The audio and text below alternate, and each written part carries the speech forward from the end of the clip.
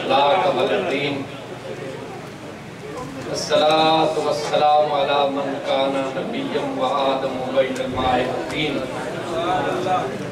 وعلى آله وأصحابه أجمعين أما بعد فأعوذ بالله من الشيطان الرجيم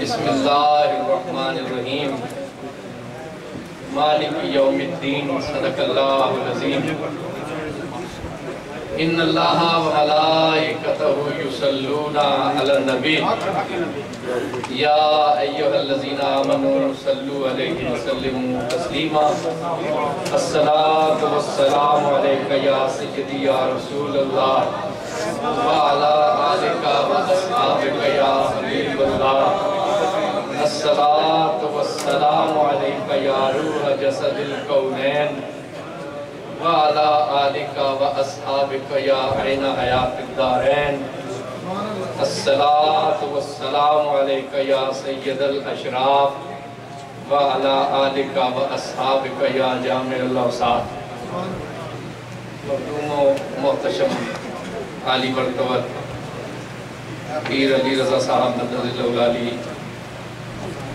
مخدوم و محتشم عالی مرتبت سید میر حسین شاہ صاحب مدد العلی حضرت علامہ شیر محمد رضوی صاحب علامہ محمد شازی صاحب برادر محترم علامہ شہباز احمد چشتی صاحب عالی مرتبت قاری غلام رسول صاحب حضرات ناخوانان شیریں بیان برادران محترم رات آدھی گزر چکی ہے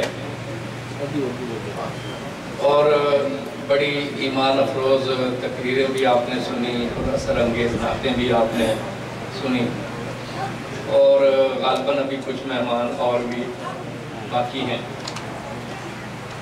تو بالعموم شہباز چشتی کیونکہ جوان آدمی ہیں اور ان کا علم بھی تازہ ہے اور انداز بھی بڑا خوب ہے تو وہ تو اسی امتحان سے گزر گئے تو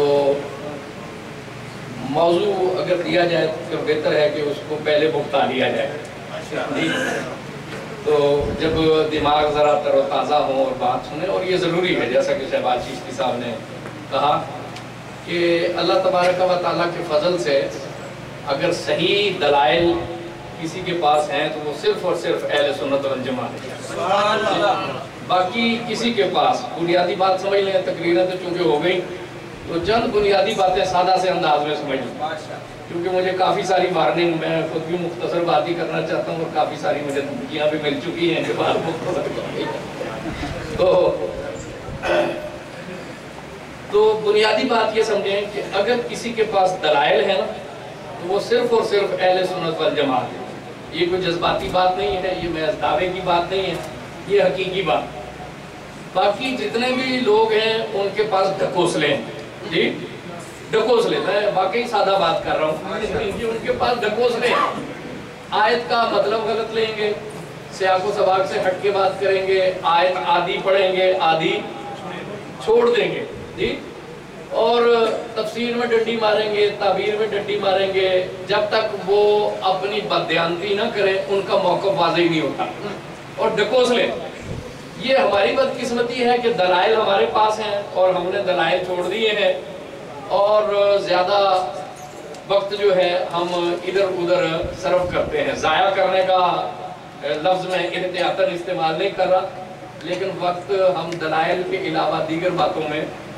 صرف کرتے ہیں تو دلائل تو ہیں ہی ہمارے پاس تو اس لیے یہ ہے کہ یہ ایک اچھا رجحان ہے چلو دیر آیت درست آیت اگرچہ رات کے 12:30 بجے ہی آئے لیکن 12 دیر ہے تو لیکن یہ ایک رواج شروع تو ہوا ہے اسے جاری رہنا چاہیے مجھے جو حکم فرمایا گیا ہے وہ نبی کریم صلی اللہ علیہ وسلم کی شفاعت کے حوالے سے میں نے گفتگو کرنی تھی اس تفصیلی گفتگو کو پھر کبھی اگر اللہ نے موقع دیا تو اس کے لیے ہم باقی رکھ چھوڑتے ہیں 2-3 بنیادی باتیں اس ضمن میں عرض کر دوں اللہ نے فرمایا مالک یوم الدین कि वो यौम दीन का मालिक।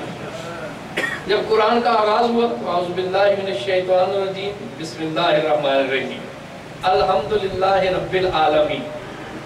वो अल्लाह है जो कि सारे आलमीन का रब है। रबूबियत क्या है कि अल्लाह ने कायनात को अपने इख्तियार के साथ पैदा किया। हम्द है अल्लाह के लिए। हम्द का मतलब ये है कि उसकी ज़ात वो है कि जिसमें कोई नक्स नहीं है। उसकी ज़ात वो है कि जिसका इजहार किसी से छुप नहीं सकता। उसकी ज़ात वो है कि जिसके सामने किसी और का इख्तियार चल नहीं सकता। कोई कुव्वत, कोई बात ऐसी नहीं है, कोई काम ऐसा नहीं है जिस पे कि अल्लाह तबारक व तआला कादिर नहीं है। उसके लिए हम्द है। और वो क्या है कि वो रब्बुल आलमीन है। उसने कायनात के जर्रे जर्रे की तरबियत की। कायनात में जो भी तरक्की कर रहा है, जो भी कमाल पे पहुंच रहा है, वो किसकी तवज्जो से पहुंच रहा है, किसके जरिए से पहुंच रहा है? वो अल्लाह की रबूबियत के तुफैल पहुंच रहा है। इब्तिदा से करता है कोई तरबियत वरना, इब्तिदा से करता है कोई तरबियत वरना आदमी अजियत के मौसमों में मर जाए। ये अल्लाह है जो कदम कदम पे इंसान की दस्तगीरी करता है। फिर वो रहमान और रहीम भी है। तो जिसने रबूबियत का एक कारखाना आम किया, जिसकी रहमतों का कारखाना एक आम है, ये एक अकली बात है कि वो अल्लाह अगर चाहे कि जिस मरहले से उसने इंसानों को गुजारा है, जिस नेमतों से उसने इंसानों को खुर्संद किया है, अल्लाह तबारक व तआला इंसानों को दोबारा अपने सामने खड़ा करे और उनसे पूछे कि तुमने हक की नेमत अदा किया या अदा नहीं किया। क्योंकि वो कादिर है, जो दे सकता है, वो पूछ भी सकता है। अगर वो पूछना चाहे तो कायनात में उसे कोई रोक नहीं सकता।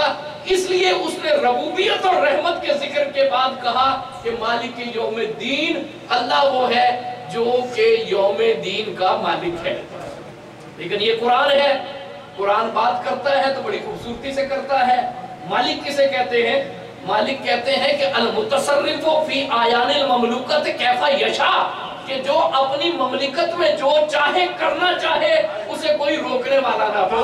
कायनात में कोई अल्लाह को रोकने वाला नहीं है। कोई अगर ये चाहे, कुछ लोगों का अकीदा ये है कि हमें तो आग पकड़ ही नहीं सकती, अगर हमें आग ने पकड़ भी लिया तो चंद दिन होंगे। अल्लाह ने कहा कि मालिक तो वो है, क्या तुम्हारे पास कोई कॉन्ट्रैक्ट लिखा हुआ है? कोई तो एग्रीमेंट करके आए हो? अल्लाह तबारक व तआला पे किसका जोर है? कुछ लोगों ने ये कहा कि हमारे पैगंबर वो हैं जो कि सलीब पे चढ़ के कफारा दे गए हैं। अब उस पैगंबर के होते हुए तो हमें कोई कुछ कह नहीं सकता। कुछ ने कहा कि आवागान का चक्कर है, ये रूहें जो है वो मुसलसल एक चक्कर से दूसरे चक्कर में आती रहेंगी, जिस्म जो है वो तब्दील होते रहेंगे, तनासुब का एक सिलसिला चलता रहेगा, कोई रोजे जजा नहीं है, कोई कयामत नहीं है। तनासुब का अकीदा बहुत से मजहब के लोगों का अकीदा है। अल्लामा अहमद सईद काज़वी रहमतुल्लाह अलैह, एक पंडित ने उनसे मुनाजरा शुरू किया। कहने लगा हिंदुओं का मतलब है तनासुब। तनासुब क्या है कि एक रूह जिस्म से चली जाती है, वो किसी और जोन में आ जाती है, कोई रूह बदल कर आ जाती है। जी, इंडिया की ये मिथ है, लोग इससे वाकिफ हैं। तो वो कहने लगा तनासुब तो कुरान में भी है कि कूनू किरदतन खासिन, कि अल्लाह ताला ने उनको बंदर बना दिया। तो काज़मी साहब ने कहा ये तनासुख नहीं है, ये तो तमासुख है। तनासुख तो ये है ना, आदमी मर गया वो किसी जानवर की शक्ल में आ गया, कोई जानवर मर गया वो किसी परिंदे की शक्ल में आ गया, ये तनासुख है ना। ये तो तनासुख नहीं है, वो मरने के बाद तो बंदर नहीं हुए ना, अल्लाह ने उन पे अजाब मुसल्लत किया, वो इंसान थे और बंदर की सूरत में तब्दील हो गए। ये तनासुख नहीं है, ये तमासुख है। उनकी सूरतों को अल्लाह ने मसख कर दिया। वो लाजवाब हो गया, कहने लगा आज तो मैं आपसे बात नहीं करता, कल आके बात करूंगा। जब वो जा रहा था तो काज़मी साहब ने आवाज दी कि मियाँ कल आओगे तो किस शक्ल में आओगे? बंदर बन के आओगे कि रीछ बन के आओगे? कल जो आओगे, तुम्हारा तो अकीदा है ना कि शक्ल बदल जाती है। तो ये सब गैर फितरी अकीदे हैं। अल्लाह ने कहा अल मलिक, अल्लाह अल मलिक है, अल मुतसर्रिफु फी आयानिल ममलूकत कैफा यशा, वो जैसा चाहेगा अपनी ममलिकत में करेगा, जैसा चाहेगा करेगा। لیکن اللہ جیسا چاہے گا کرنے کا یہ مطلب نہیں کہ اللہ خدا نہ خواستہ ظلم کرے گا جی، اس لیے کہ اس نے ساتھ ہی یہ قرآن ہے، کہا یوم دین، پہلا چونکہ ذکر ہو رہا تھا، یوم جزا کا ذکر نہیں کیا، قیامت کا لفظ نہیں کیا، حشر کا لفظ نہیں کیا، ابتدا ہو رہی تھی نا تو یوم دین کہا۔ دین کا مطلب کیا ہے؟ عربی میں کہتے ہیں دنا ہم کما دانو، جیسا کرو گے ویسا بنو گے۔ اگر قیامت کے دن کسی کی گرفت ہوئی تو اس لیے نہیں کہ اللہ تبارک و تعالیٰ کی ذات ظلم کرنے والی ہے، اس لیے گرفت ہوگی کہ اس شخص نے اپنی ذات پہ خود ظلم کیا۔ جی، کسی کی گرفت اللہ اس لیے نہیں کرے گا کہ اللہ کو شوق ہے کہ میں جسے چاہوں پکڑ لوں، نہیں، اگر کسی پہ گرفت ہوگی تو اس لیے ہوگی کہ اللہ تبارک اس نے اپنی ذات پر ظلم کیا ہے۔ تو اللہ مالک ہے۔ بعض لوگوں نے کہا کہ مالک